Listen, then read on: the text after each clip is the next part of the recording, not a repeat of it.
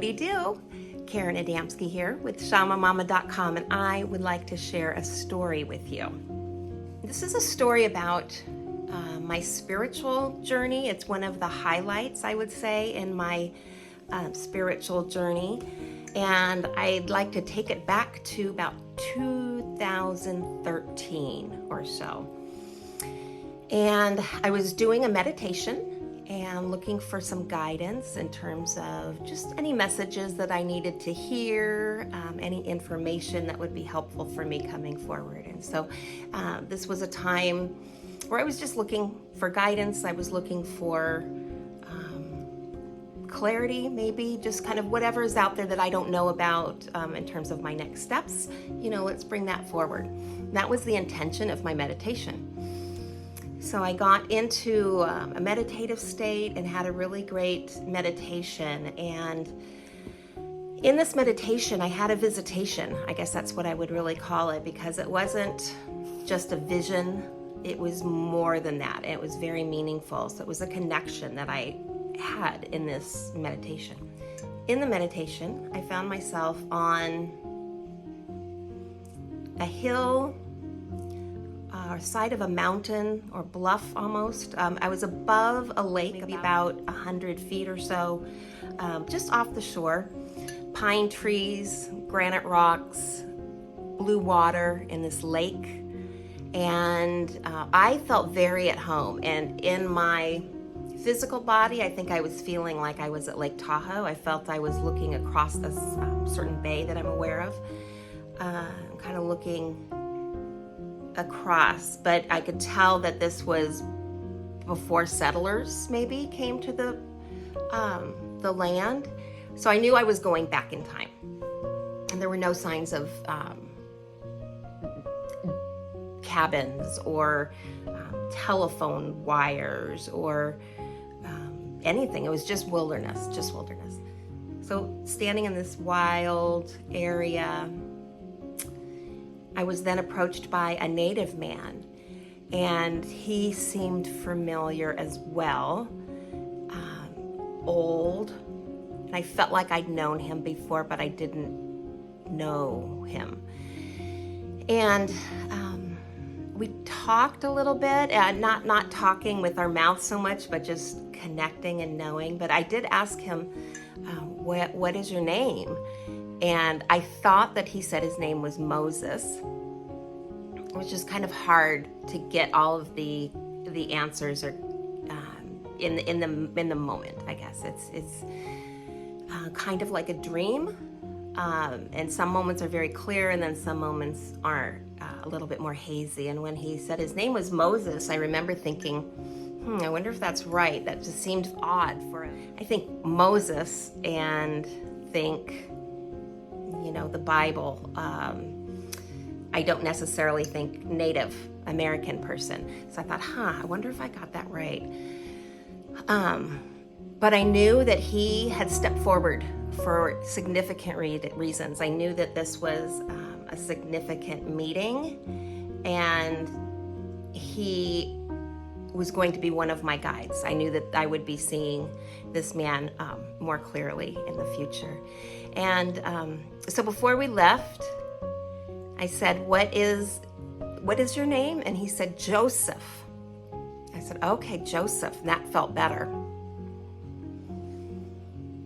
So I left that meditation, came back to reality, and I was thinking, okay, I need to find this spot on the lake, because I really felt like he was telling me in the meditation at one point about going across from where we were, across the lake to another location in a canoe. And he had people that his friends had just done that. He was wondering if I was going to do that. I thought, okay, this is obviously a message for me. I should probably get myself in a canoe on the lake and figure out what he's talking about. So after that meditation, I painted who I saw. And those of you who have seen my paintings of people, you know that I am not a portrait painter by any means. They always turn out a little creepy. But I did paint Joseph, and he did look a little creepy, but I honored him anyway. I just put him up on the wall for many years, and just because I love him and he is a guide. So it had nothing to do with the actual painting itself, other than honoring him and keeping him present. So it was just a painting that nobody really ever said anything about.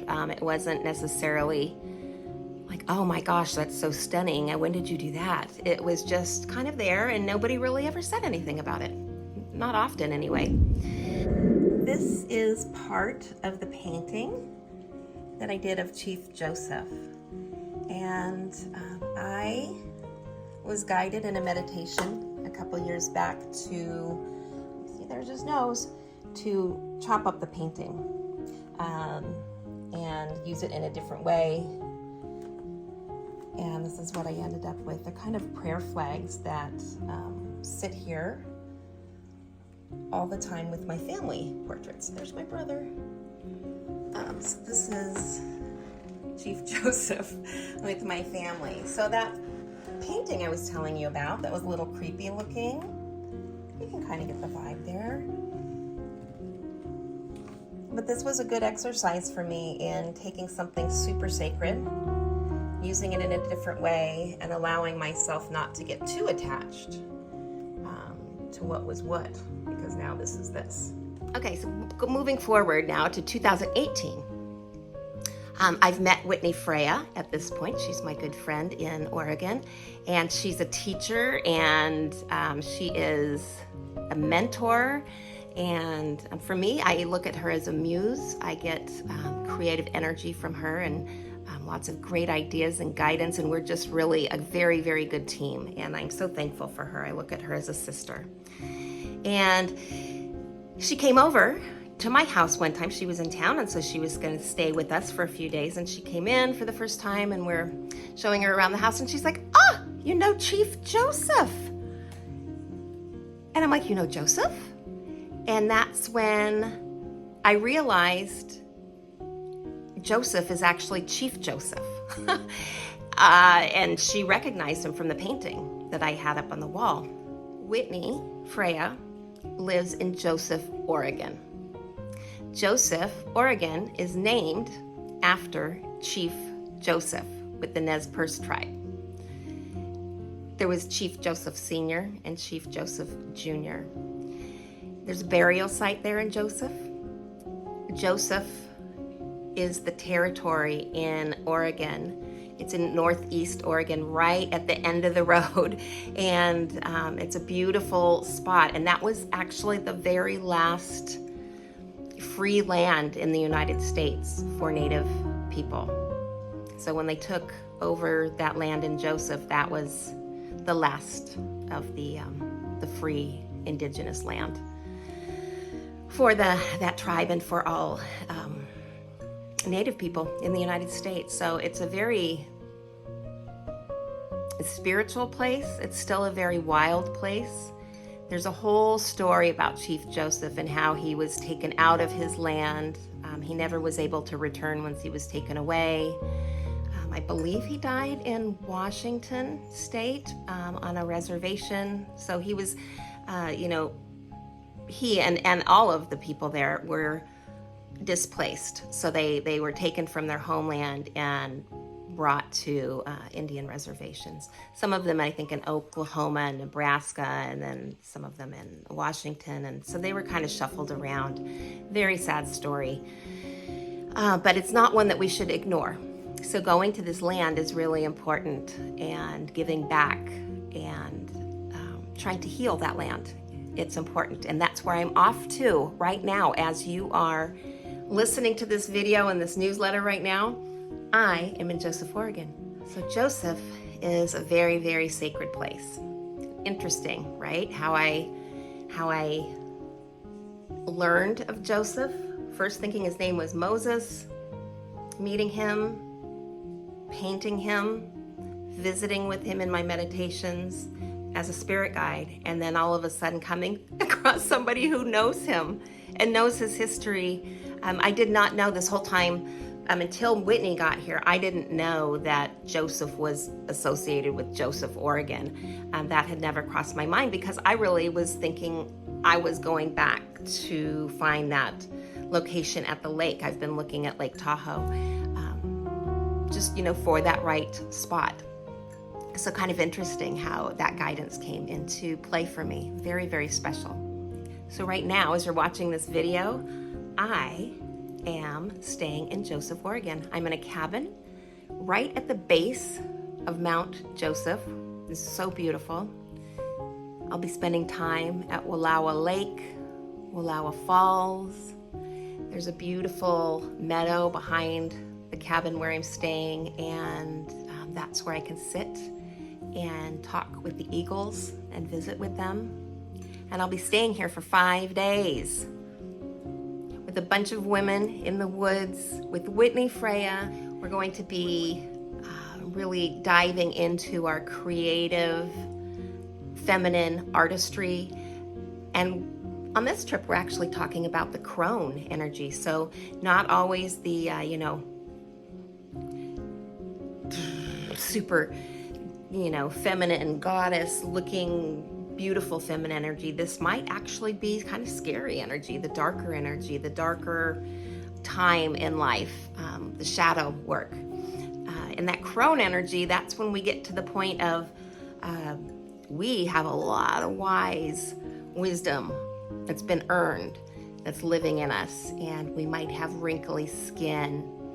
We might be like bending over a little bit with our cane, but we've got all the goods and all the knowledge, and we're just as beautiful then as we were, back before those wrinkles set into place. So there's different stages in life, and in this one, we're going to really be focusing on that crone energy. It should be really fun, and anytime I get a chance to be with Whitney, I always come back feeling so much better. Dave and I will be taking a road trip. He's going up with me, so he'll be staying away from the retreat and going off and doing his own things while we're up there. But the trip up and the trip back, we are road tripping it and staying in fun places and doing neat things and collecting rocks, hunting for rocks. I've got my chink chink pick. I'm looking for some pectin for sure. If I find that, I'm going to be super excited. And lots of agate. We'll see what else we find out there. Probably some obsidian. So I'll be bringing some goodies back for you guys. Our first night on the road, guess where we're staying? In Mendocino in a tree house. So that should be super fun. We'll be exploring a lot of new territory, adventuring, and hopefully along the way, I'm going to find a special cowboy hat. That's something I'm looking for. So I'll keep you posted. Thank you for your interest, and thanks for listening to my story. Send Chief Joseph some love if you feel like it, because he's a pretty cool guy, and maybe he'll start popping into your meditations if you call on him. This is what Chief Joseph looks like to me when he shows up in my meditation. So keep your eyes open. You never know. You might see him. So until next time, many blessings to you and yours. Happy trails to you, my friend. Namaste.